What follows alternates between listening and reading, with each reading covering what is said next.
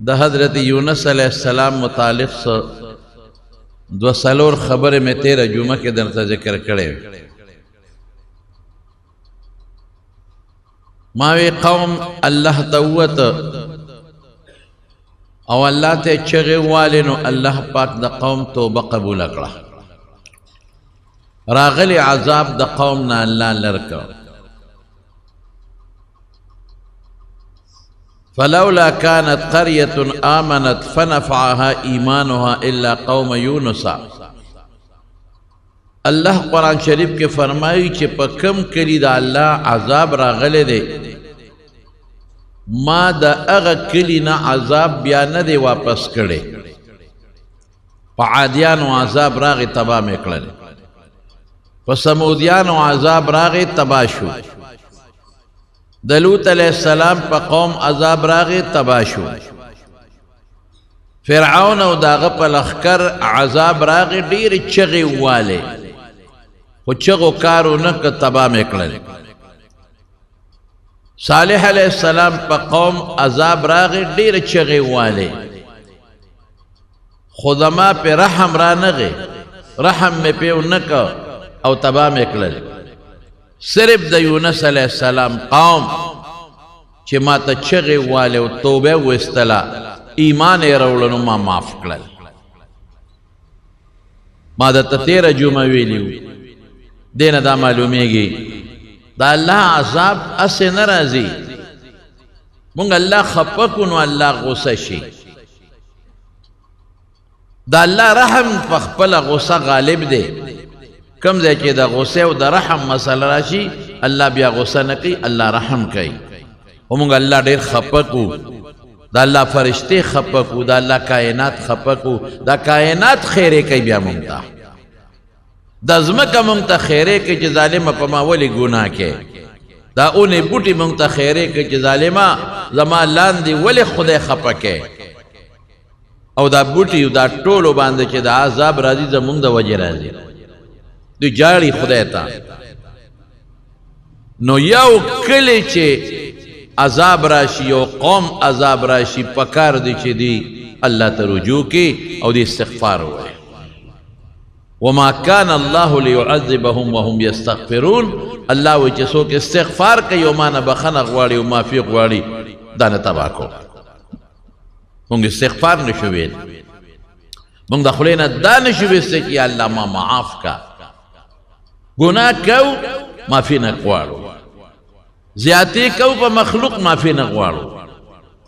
استغفار نو آیو دا بخن سوال مونگ دا اللہ پا دربار کے نکو دا خو مونگ سرکش شکنا دا قوم نے اللہ عذاب ختم کو او یونس علیہ السلام خود قوم نووتے ہو اللہ و طویلیو کہ دریر وزی بے مخونا سرشی بیا دریر وزی با دا دی مخونا بلاول دریر وزی زیڑی بیا با سرشو بیا با تورشی او پا لسم رز با عذاب رزی لس رز تیر شوی دا عذاب آثاری انلی دل یو شپون کیو گڑ چیلے و سرمی را روانو یونس علیہ السلام تی تپوسو کو دا کم زینا را لی وی دا نینوانا آئی وی دا نینوا خلق سنگ دی وی خوشالا یا لکتا تی کل را لی دا جی پرون نواتو یا بلود روت نو آغیر وز باندی سو تکلیف و اسم کلی خوشالا آباد خلق خوشالا سناشنا سقصہ پیسا اسم نشتا حضرت یونس علیہ السلام دل دا پریشان شو چی یا خدایا تا خما سر وعدہ کڑیوا چی عذاب بشورو کی گی او پل سمر وز با عذاب رضی لس دو لس دیار لس ور لس رضی خود تیرے شوی اس عذاب را نغی نما عذاب اولی دا او دا خلق چی پا دیلار را روان دے دا نینوانا طول خلق کوئی چی عذاب نشتا خلق سر کے دی خلق خوشحال دے او عذاب نشتا بدے دے کر دل اخوے دا دا قوم یو قانون بیو دا قانون سو ادا چی چابا دروغ وے دا غبا صدای موت چابا ہم چی دروغ وے بس پانسکاو بے داوی دا بعد قوم قانون لکننم دا چین زمان ستاسو پا گون کے چینی او ملک تے تاسو تا پتا دا دا غی قانون دا دے جسو کرپشنو کے کرپشن دا لسو روپو دے ولینی سزای موت که بادشاہ کرپشن که خزانه ته نقصان ورسو د 10 روپو سر به قلمي، که گورنر ورسو، که لیډر ورسو، که بل چا که خان او که غریب، نو سر به قلمي. بس دا د هغوی خپل قانون دی. د ملک خزانې ته به د خپل جیب په نظر ګوري، لکه څنګه خپل جیب د پیسو حفاظت کې دارنګې د ملک د خزانې حفاظت پم کې. نو ورشه وګورئ څومره ترقي وکړه.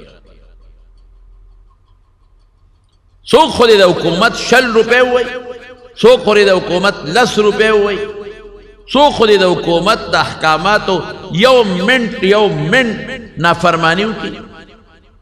فوراً سزا، او داسې سزا هم نه سرکټ. څوک خو د حکومت خلاف مظاهره وکړي او رو دی چې د حکومت کې دا چل دی فوراً په ګولۍ وري او ملیامېټ ختم. ورشه څونه ترقي وکړه. په میاشت کې دله 4 چته بلډینګ جوړی. ټوله دنیا نه ننختې او چین په دنیا ورمات دی. د چین دومره مصنوعات دی که سعودي کې ګرځي د چین شی به راته میلاویږي، که جاپان کې ګرځي د چین شی به درته میلاویږي. موږ خو ټول د ملک په خزانې نښتي. هر یو سړی بل ته ګوته نیسي، ځان ته هیر دی. هر یو وایي د خزانه خوړه تا هم خوړلې ده. که ته پې کېناستې قسم په خدای چې د ټولو نه غټ ښامار دی. د ملک خزانه ټولو لوټ کړه. دا بار چې لګیا دی، او دا په سویزرلینډ کې او په جرمني کې او په دوبۍ کې او په ابوظهبي کې او په ملیشیا کې او په لندن کې او په امریکې کې بلډینګان جوړېږي. دا د پاکستان د تماکو په پیسو نه جوړېږي، دا د غنم او د جوارو په پیسو نه جوړېږي. دا چې د 1500 جربه ځمکه وي او 1000 جربه ځمکه دې وي او ټولې دې پکې خرماڼۍ ولوچې کرلې، قسم په خدای که په دې مدنې جوړ کړي. دا په تجارتونو نه جوړېږي چې ته دلته کې دکانداري دې شروع کړې ده او ته تجارت کې، او ما په دې باندې په لندن کې د 40 روپو بنګله واغشتا. والله که دا په دې جوړه شي. دا که ستا په 100 جربو ما هم زمینداري کړې، ما هم ځمکه کرلې ده، تاسو هم زمیندار یې، تاسو هم دلته ناست تاجران یې. ځای کنه د کور نه دویم کور جوړ کړئ کنه. ډېر تجارت چې وکړئ، پراپرټۍ تجارت وکړئ، بل وکړئ، ځان له به یو کور جوړ کړي، 2 کوره به جوړ کړي، 3 کوره به جوړ کړي. خو په پاکستان کې دننه ته په سویزرلینډ کې نشي اخیستی، ته په لندن کې نشي اخیستی، ته په جاپان کې په جرمني کې نشي اخیستی، ته په دوبۍ په او په ابوظهبي کې ځان له کور نشي اخیستی. دا په بار ملکونو کې چې ځان له بلډینګان اخیستي او دا غټ فارم هاوسونه جوړ کړي ځان له، او په بار ملکونو کې 10 چته بلډینګان دي او په 40 روپۍ اخلي. دا ټول د پاکستان خزانه ده چې د ظالمانو لوټ کړه او تباه کړه. ټیکسونه زمونږ نه وصولیږي، مزې پې دوی کوي. نن تیل ګران شو، نن اوړه ګران شو، نن پلانکې شی ګران شو، نن پلانکې شی ګران شو. هغه وخت چې ستا د ملک په 300 روپۍ به حج و. په 1954 کې زمونږ بابا جی مولانا شہزاده صاحب رحمت الله علیه حج له تللی دی. په 1954 کې 300 روپۍ لګېدلې دي. 6 میاشتې تېرې کړې، 6 میاشتې. یو ورځ هم نه، 40 ورځې نه، په بحري جز کې به تلل او راتلل. به 6 میاشتې تېرې کړې دي. دا 6 میاشتې حج مو شو، قرباني م پکې وشوه، هلته بلډینګ کرۍ هم وه، هلته روټۍ مو 300 روپۍ لګېدلې. دا ژوند ورشه وګوره. په 1991 کې تاریخ وګوره، 20,000 روپۍ حج و. په 1997 کې 52,000 روپۍ حج. پرون سار میں چاہتا ہوئے میں پا 1987 کے 86-87 کے دما خادی ہوا، میں پا 2200 روپے تول سرزل پا 200. دا ایوب خان دوارو قربانی چی با خلق پولا پا 6 و پا 20 روپے بے غو ما خاگشتا. دفر للا ٹھیک پہ برشو سوالا کر اس میں خب 6 والا کر. دا ولے دا پاکستان پیسہ لاندے را روانه دا، ډالر کی اوچت روان دے، او ٹیکسونه دی، او ٹیکسونه دی، ټیکسونه دی. که خپل پیسې د بینک نه روباسه ټیکس پورکه. ولی ما بینک کې پیسې جمع کړې، بینک په سود کوي کنه، بینک په ځان لګټه کوي، ز خپل پیسې روباسه بل ټیکس ورکړم. ځکه چې اخلم بیا به ټیکس ورکوم که خرڅوم بیا به ټیکس ورکوم د چا خېټو له روانې دي د دغه پارلیمنټ والا ظالمانو خېټو دا چې یو ته غل او بلبل ته غل او بلبل ته ډاکو دا ټول د ملک خزانه لوټ کړه دی ظالمانو یعنې راشه کنه د 500 جربو جایداد مالک ته راشي ما سره د حساب وکړي ډېرې په دوبۍ کې ځان نه بنګله وایي د 1000 جربو والا یې دلته په دوبۍ کې بنګله وایي ته موټر پکې نشي ساتلی یو ته ګوته نیسي هغه غل دې ته نه ګوري چې 3 خو مې ځان ته 4 خو مې ځان ته راماتې کړي بلبل ته ګوري هغه غلا وکړه هغه ډاکه وکړه هغه غلا وکړه هغه ډاکه وکړه هغه غلا وکړه هغه ډاکه وکړه هغه غلا وکړه د یوه دې ګوته بل ته ونیو 4 دې ځان ته راماتې کړه های افسوس ملک به ترقي وکړي باچا خان دې خدای پاک وبخي باچا خان به یو خبره کوي په دې سیزو جمعات کې تقریر کړی او ما په خپل اورېدلی دلته موږ ولا راغلی دې سیزو جمعات کې او هغه څه وی زموږ د ملک نه مالدار ملک بل نشته پاکستان وی ډېر مالدار دی وی ولې مالدار دی وی دنیا په نښتې ده او سار او ماښام خوري او تشیږي نه نو خو مالدار دی دنیا په نښتې نو چین خوا کې ما سره ملک نږدې ورشه وګوره چین کرپشن نشته هغه هندوستان چې قحطونه به پکې چلېدل قحطونه خلک به د لوږې مړه کېدل ډوډۍ به نه میلاوېدله ما سره یو ځای آزاد شوی دی ورشه په هغه څونه قرضه او په تا څونه قرضه ده د هغه څونه قوم دی او ستا څونه قوم نورې خبرې پکې نه کوو نورې خبرې پکې نه کوو ګناهګار به شو هلکه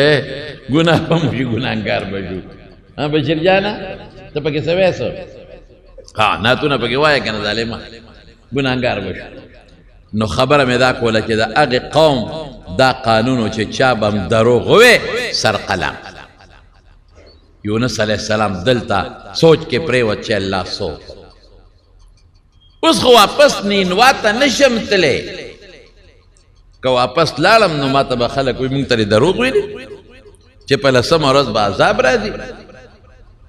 او 3 ورځې به مخونه زیړې او بیا به 3 ورځې سرې شي او بیا به 3 ورځې تور شي او په 10مه به عذاب راځي 10مه نه چې 20مه دې ورپسې تېره شوه کم دی دروغ خو هغې قانون دا ده چې جرم سزای موت اوس به څه کوو کلي ته خو نشم تللی روان شو چې به زه هجرت کوم کشتۍ ته دلته زموږ علما لیکي چې نوح علیه السلام ګناه نه ده کړې ګورې پیغمبران د ګناه نه معصوم دي پاک دي لیکن یو کار ته وشو چې الله سره مشوره ونه کړه چې الله تا خو ما ته ویلو چې په 10مه به عذاب راځي 10 پسې خو نورې م ورتېرې شوې عذاب رانغې الله څوکم عذاب ولې رانغې دا مشوره د الله سره ونه کړه او کشتۍ ته لاړ روان شو نو الله دلته خفه شو غصه شو چې ته خو ما دې قوم له لېږلې وې دعوت و تبلیغ دپاره او زما په حکم به اوس هجرت کې چې ما درته نه ویلې ته ولې د دې قوم نه لاړې ټیک شو عذاب راته ما راته وویې د بار ته وځه ته بار ووتې نو بس که نه بار ووتې ما سره اوس مشوره وکړه چې قوم باندې عذاب ولې رانغې واپس زه څوکم دا مشوره یې ونه کړه او کشتۍ ته وخت نو په دې الله له غصه ورله دا یاد وساتئ زما ورور ګناه نه ده لیکن د الله او د پیغمبرانو جدا معامله ده او د الله او د نور مخلوق جدا معامله ده زه به تاسو له د هغې مثال درکم زما یو زوی دی یا یو خاص خادم نوکر مې دی هغه غلطي وکړي زما به هغه سره جدا معامله او یو میلمه دی او یو عام سړی دی او زما بیټک ته راغی او غلطي وکړه هغه سره به جدا معامله عام سړی بیټک ته راغی میلمه دی یا ګاونډي دی نو که هغه څه غلطي م وکړي نو زه به پرې خاموش شم ولې خفه نه شي خو که زما زوی غلطي وکړي زما خادم غلطي وکړي نو ماله به غصه راځي چې تا ولې داسې وکړه نو د الله او د پیغمبرانو جدا معامله ده او د الله او د عامو بندگانو جدا معامله ده نو دلته الله له غصه ورله ګناه نه ده ګناه خو به هله وي چې الله منې کړی وي چې مزه و دې تلی وي ګناه خو به هله وه چې الله ورته وي ما سره به مشوره کې او د مشوره نه وه کړې گناه خو به اله وه چې الله ورته وي چې د ما ره تپوس نه بغیر کشتۍ ته به نه خېږي او دی ختلی و داسې نه دي کړی مناسب داسې وه ما څه ووی مناسب داسې وه چې الله سره مشوره کړې وې او ړکې کم سوچ و چې دی لر کړې وې حق یې ونه کړل که دا ذوقم نو ما ته په الله نه قاریږي ما ته نه غصه کېږي خو پیغمبران خو د الله مقرب بندګان دي نږدې بندګان دي هغه خو الله ته ډېر خوښ دي او د الله نه حکم را دي مخلوق ته رسئ هغه ته غصه کېږي هلکه مونږ څونه ګناهونه کوو الله وایي دا مه کوئ مونږ یې کوو مونږ خدای ونیو نه مونږ ته وایي دا ګناه مه کوه زه کوم زه خو یې د کوره ونه ویستم ما ته وایي دا ګناه مه کوه زه کوم زه خو یې د باغه ونه ویستم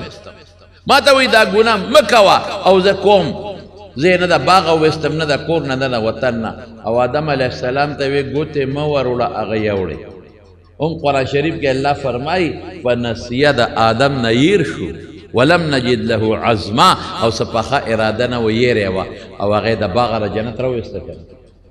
پیغمبر سره جدا معامله ده عام امتی سره جدا معامله ده پیغمبر که لږ هم داسې کار وکړي چې ګناه ني خو د خدای د شان سره مناسبت نه لري رانیسي یې کشتۍ ته وخته چې کشتۍ ته نوح علیه السلام یونس علیه السلام وخته کشتۍ چې د دریاب میانسته شو سمندر دریاب کشتۍ اونخته او چپې او سیلابونه راغلل د هغه علاقې قانون بدو چې کله به کشتۍ داسې په چپو کې ګیره شوه نو هغې به وې څو غلام د خپل مولانا مالک نه تښتېدلی دی هغه ځان وښایه نو هغه مریی به دریاب ته وغورځو باقي کشتۍ به بچ شو دې ته من عجایب قدرت الله وایي د خدای د قدرتونو عجایب لکه زه به مثال درکم چې تاسو پوه شئ بعضې وخت کې د انسان عقل پکې کار نه کوي یاجوج ماجوج به چې دا مخلوق د ځمکې مړه کي نو دی به غشي اسمان ته وړي نو رسول الله صلی الله علیه وسلم فرمایي هغه غشي به د اسمان نه په وینه سره واپس راغورځي نو دی به څه وایي وایي د ځمکې مخلوق مونږ ختم کړل چپم کړل مړم کړل او د اسمان هم مړه کړل نو اسمان کې دوی څوک وویشتل دا غشي ولې سره راځي د وینو ډک دا د الله قدرت دی هغوی ته یو شی ښایي بیا د نیل دریای نیل د دې مصر د قاهرې په منځ کې دا دریای نیل تللی زه ورته تللی یم ډېر عجیبه دریاب دی داسې دریاب دی لکه زمونږ د نوخار دا سیند چې دی داسې دریاب دا به کال کې یو ځل اوچتېده او چې روچت به شو نو دا مصر به یې غرقه او هغه وخت کې ټول مصر د دې دریاب په غاړه د هغوی قانون سو هغوی به په مصر کې یو ښکلې جینۍ او کته خشته به یې ناوې کړه خشته جامې کالي به یې واچول او هغه به یې دریاب ته ور وغورځوله نو دریاب به کېناست دا د خدای د عجایبو د قدرت یو نښه وه چې کله حضرت عمر فاروق رضی الله تعالی عنه په زمانه کې مصر فتح شو او حضرت ابو عبیده ابن الجراح رضی الله عنه فاتح دی عمرو ابن العاص دا ټول دي نو هغه ته چا ووایي چې ګورنر صاحب ګورې په پلانکې میاشت کې دا دریای نیل اوچتېږي او زمون قانون دا دی چې مونږ یو ښکلې جینۍ ګورو چې په هغې نه خشته بلني ناوې کوو او دریاب ته غورځو نو ښکته کېږي ګورې دا رواج زمونږ په وطن کې دی هغه یو خط ولیکه حضرت عمر فاروق رضی الله عنه ته مدینې شریفې ته وی دلته دا رواج دی څه وکړم حضرت عمر صاحب والا خط واپس راولېږه دې درمیان کې دریاب راوچت شو او داسې اوچت شو چې خلک گورنر صاحب لرالل وی د خدای خاطر وکړه ټول مصر غرق کېږي زمونږ طریقه دا ده چې یوه جینۍ قربانو دریاب ته غورځو خشته جینۍ ناوې کوو مهرباني وکړه یو به ناوې کو وروبلو نور خو به بچ شي که نه هغه وی ګناه ګناه ګناه ګناه دې جینۍ څه ګناه کړې ده چې مونږ یو ور غورځو دا تاسو غلط کار کوئ وی نو ټول غرق کېږي وی غرق دي شي نو ور غورځو اوس دې کې خلک هم وته چې د خدای خاطر وکړه گورنر صاحب کورونه هر څه تباه کېږي اگر دریاب اوچت شو بدبندونه شلای وی ما حضرت عمر صاحب له خط لېږلی جواب را روان دی دقه وخت جواب راوست قاصد خط راوړو اله راوړه عمر صاحب څه لیکلی دي حضرت عمر صاحب په خط کې دریاب ته خط لیکلی و اے دریای نیل د مصر د قاهرې دریابه که ته په خپل حکم چلیږې چې څه دې خوښی کوه جینۍ نه در غورځو مصر وړی و که کلي وړی و که خلک وړی او که ته د خدای په حکم چلیږې نو زه د خدای د پیغمبر خلیفه یم دا خط در وغورځېد فورا به ښکته کېږې بیا به نه راوچتېږې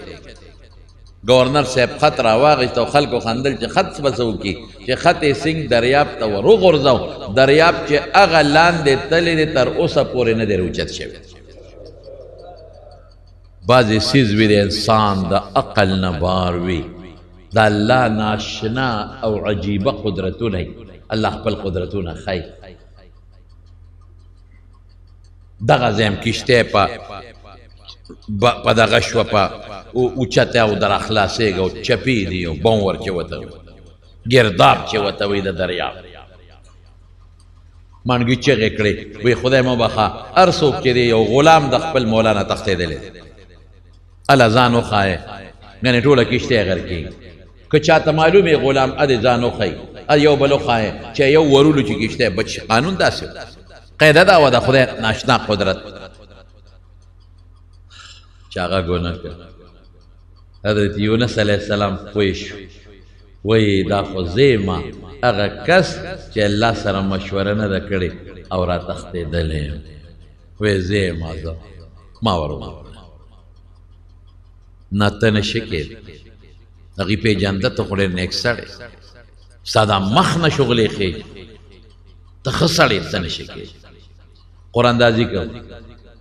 چې په چا چا شک و چې دا غلام بعضې خلي باندې شک راځي چې قراندازي وکړه د یونس علیه السلام نوم پکې راووت یاره ته نشې کېدی بیا کوو بیا وکړه بیا د یونس نوم راوخت مفسرین لیکي بیا وکړه بیا د یونس علیه السلام نوم راوخته فساهم فکان من المدحدین قرآن شریف کې الله فرمایي وظنون اذ ذهب مغاضبا کب والا یونس علیه السلام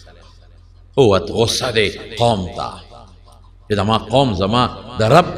سره شرک وکړه او بیا مذهب رانغی ولې فظن ان لن نقدر علیه دی خیال و چې زه مشوره ام نه کم لاړ شم نو په ما الله او په ما تکلیف رانه ولي ظن ان لن نقدر قدر یقدر تنگش ذیقت تکلیف الله یبسط الرزق لمن یشاء ویقدر چاله خدای رزق فراخه کوي چاله تنګي نقدر دا معنا دا ګمان یې وکړه چې الله به ماله تکلیف را نه کي په ما به سخت را نه ولي ولې زه خو یې منې کړی نه یم چې مزه مشوره مې ونه کړله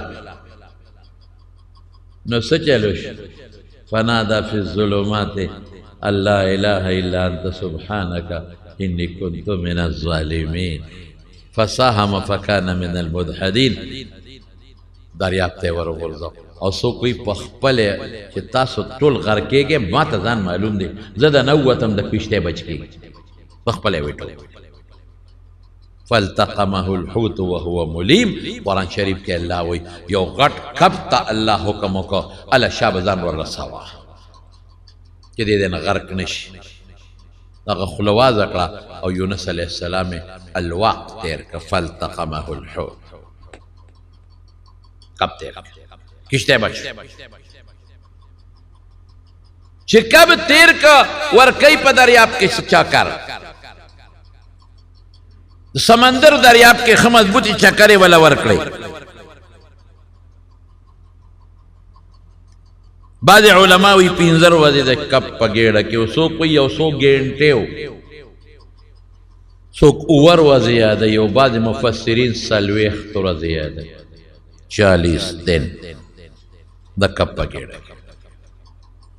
کب چکر لګیا دی ورکوي ګرځوي بعض مفسرینو لیکلی دي چې د کب دا سرمن الله لکه د شیشې غوندې ده تکړه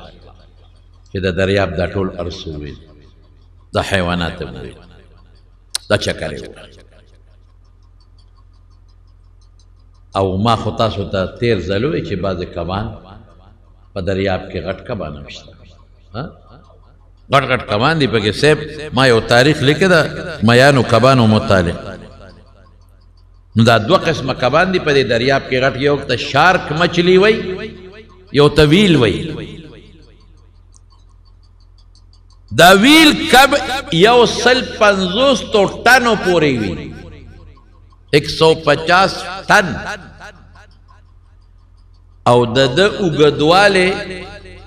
125 فٹ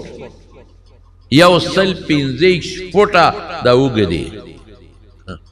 او تاریخ میں کہتا ہے عجیبہ لکھی دا کہ په 1992 کې 1992 کې د آسټرالیا یو کافرو ټورانسي نوم یو ټورانسي ماهیګیرو دا کبان به نیول اغا یو ویل کب اونیو خله کې اونیو اته ګنټه دا کب په خله کې وسو اته ګنټه او بیا په غاړه باندې تیرې نکړې شو کب په کوشش کو چې تیرې کم خو دې جبلو کې انخته تیرې نکړې شو نو باره وو جم دیو الکه دا کب په ګېډه کې د سا سنگا غشته دا کب سنگا سائل الله قادر دی کنه نه قادر بعض حیواناتی هغه د هوا نه اکسیجن راکاږي لکه مونږ بعض د اوبو نه راکاږي لکه کبان بعض اوبو نه راکاږي هوا نه راکاږي لکه مگرمچ الله قادر دی الله ول تنظیم کولی شي الله خپل قدرت خی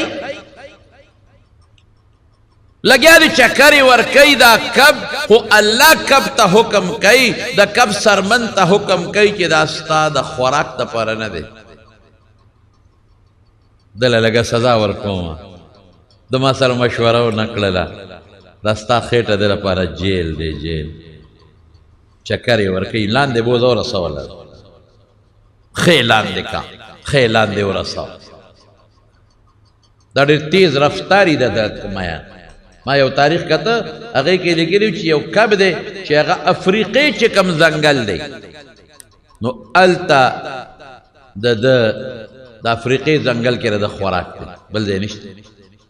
خو د افریقې ځنګل کې چې دی اګیا واچي د هغې نه بچې نه جوړوي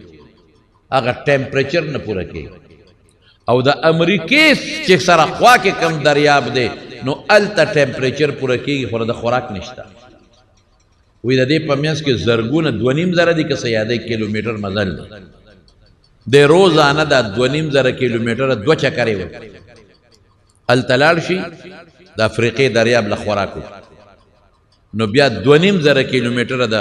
هغې جزیرې ته لاړ شي چې امریکې سره ده هلته اګۍ واچي هلته یې بچي پیدا کړي ما وی څومره طاقتور دی دی چې دومره تیز روان دی څومره چې تیز دی د وجود هغه سټم نه ختمیږي طاقت ختمیږي دا منډه په طاقت باندې وي دله څونه طاقت خدای ورکړی د دریاب ځان له یو مخلوق دی زمارونو ګوره دا موږ ته چې کوم دریاب ښکاري سمندر دریاب د دې لاندې یو بل دریاب دی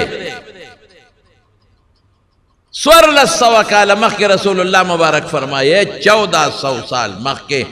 ان تحت البحر نارا وتحت النار بحرا د دې سمندر دریاب لاندې اور دی د هغې اور لاندې بل دریاب دی خلکو به وایي دا څه معنی تاویلات به کول علماو اوس تا د دریاب چې کوم انجینران دي او ساینسدانان دي هغې وی او شته د دې دریاب لاندې بل دریاب دی هغه خوټ کېږي خوټ کېږي د هغې دریاب لاندې بل دریاب دی همدغسې یخ دی او دا بحري کشتی والا وی مونږ چې روان یو نو چې مونږ ته د خپلو آلاتو نه پته لګي چې هغه ګرم دریاب دلته راوچت شوی دی بده ته بله ویم دا چې کوم د پاسه یخ دریاب دی دې کې کبان دي دوی ګرم له نشي دی چې ورنږدې شي سوځي او په هغه خوټ کېدل اوبو کې خپل کبان دي هغه بره نشي راختې که بره راوختل دی کې مري د الله څومره لوی قدرت او څومره طاقت دریاب په ویښ کې چکرې لګی قرآن شریف کې رب العالمین فرمایي الیه یرفع الکلم الطیب والعمل الصالح یرفعه چې دا مونږ کومې خبرې کو د الله ته رسېږي نیک عمل چې مونږ کوو الله ته رسیږي. یونس علیہ السلام د کب گیڑا کے د کب پا اینا دا پاسا سر لگولے دے اللہ تا او کب پا دریاب کے لاندے پا تورا خطا باندے پروتے او دے التا چغیوئی لا الہ الا انت سبحانکا انی کنتو من الظالمین. یا اللہ ستانا بغیر بل رب زمانشتا خدا اللہ تا دا ہر عیب نا پاکی ربا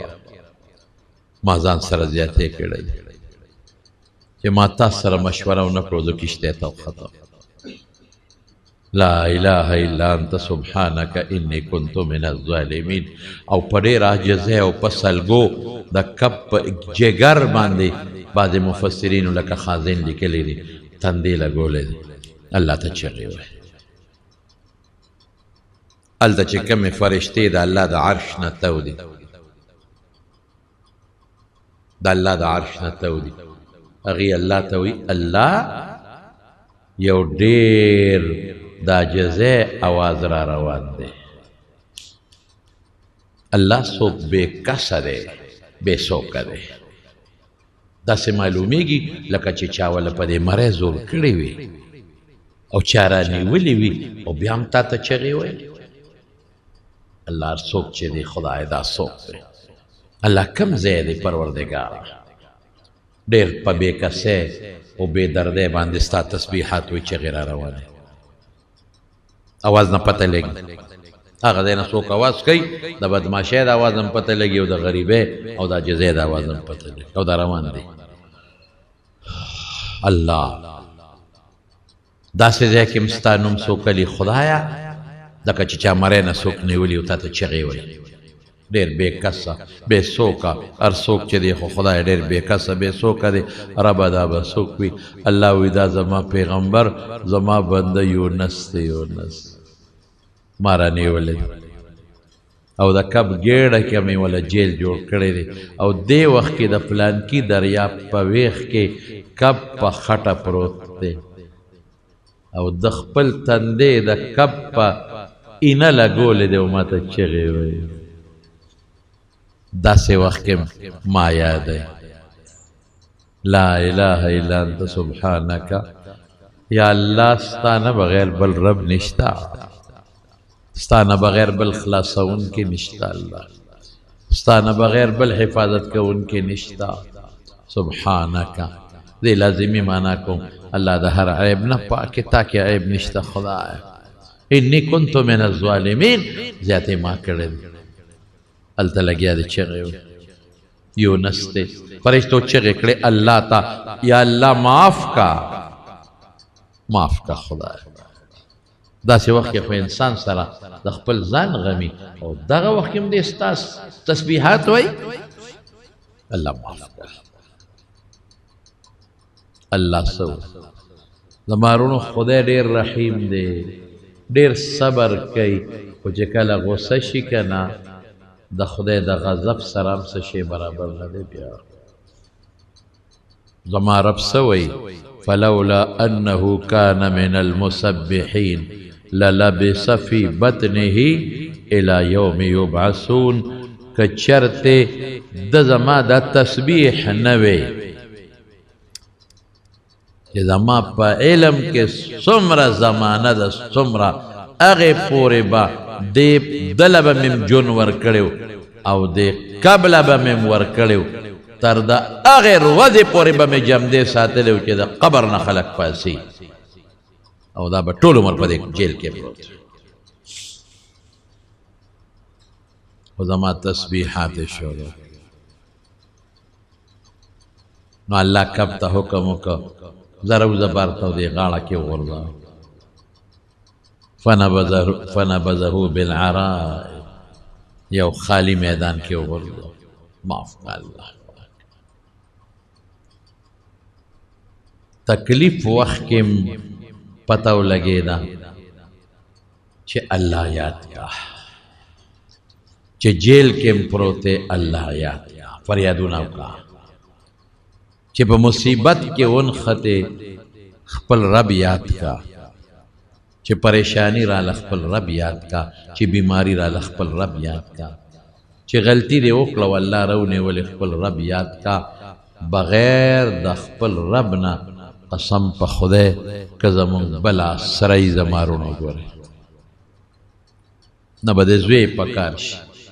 نه به د لور پکار شي، نه به د ښځه پکار شي، نه به د خاوند پکار شي، نه به د دوستان پکار شي،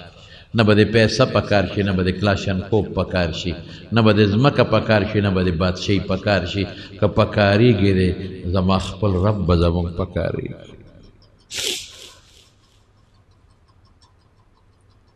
زما د رب نه مهربانه ذات بل نشته ورونه، په موږ ډېر مهربان. زه کله حیران شم چې ای ربه تا موږ له څونه ښکلي شکلونه راکړي، که تا موږ سپي جو پیدا کړی وي خنزیران موږ ستا څه کولی شو؟ که موږ د چیندخان او ماران او لړمانان پیدا کړی وي موږ ستا څه کولی شو؟ موږ له دې ښکلي شکل موږ د انسانان پیدا کړو، موږ د مسلمانان پیدا کړو، موږ له دې عزت راکړو، موږ له دې په ګرمۍ کې یخ هواګانې راکړې، په یخنۍ کې د ګرم څیزونه راکړل، موږ له دې بچي راکړل، موږ له دې عزت راکړ. موږ څه نعمت دی چې خدای تا موږ له رانه کړ، بیا هم الله موږ ستا د نعمت شکر ادا نه کړ. موږ تا ته یو ځل ونه ژړل، تکلیف راشي جاړو داسې نه جاړو، موږ مستی کوو، موږ تا ته سر نه ښکته کوو، موږ تا په حضور کې منځ نه کوو، موږ نفل نه کوو، موږ ستا مال کې ستا حق نه ورکوو، موږ د خپل مور او پلار عزت ونه کړ، موږ په خپلو بچو رحم ونه کړ، موږ ګاونډي سره ظلم وکړ، موږ کبر وکړ، موږ ځان پسې خپې راکاږو. انسان زمونږ د نظر نه هېڅ شی نه راځي. موږ ټول عمر پیسو پسې منډې منډې منډې، تم رضا نه کړې الله. د مارونو تکلیف پارچا راځي، مصیبت نه څوک نه خلاصي. دم د مصیبت او د تکلیف دا دی چې موږ خپل رب ته چغه ووو. شته څوک چې تکلیف لر کي بې د الله نه؟ نشته.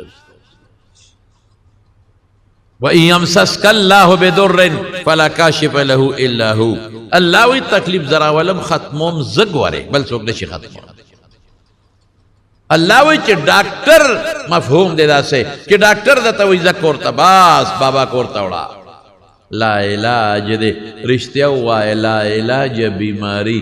بې د الله نه بل څوک لر کولی شي. ډاکټر اخره کې تا ته وایي بس دا بابا یو څه بس نور الله نه غواړی نو که خدای جوړ کړ. آی های اوس الله را یاد شو او الله م وایي ګورئ وایي چې ګیر شي نو بیا الله ته چغې وی، او چې کشته اونخلي نو بیا الله ته چغې وی، او چې تکلیف راشي نو بیا د هر څه یېري بیا ما ته چغې وی. نو رسول الله مبارک فرمایي ای بندګانو چې تکلیف کې او بیماری کې ورته چغې وهې نو دې نه مخکې ورته ووهې چې نه راولي کنه. آی